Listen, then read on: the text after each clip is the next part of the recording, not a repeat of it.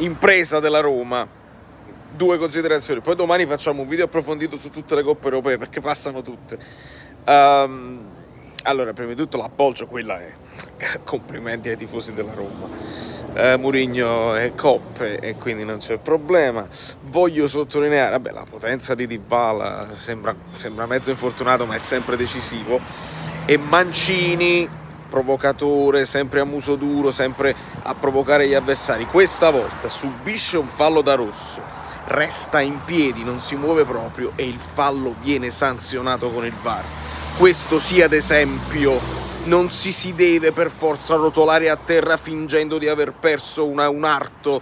Si può rimanere in piedi a muso duro e dire questo è fallo da rosso e viene sanzionato. Questo è un grandissimo esempio. Poi può essere antipatico Mancini per i suoi atteggiamenti, ma così si fa, si resta in piedi. Guardate gli altri, guardate lo Sporting.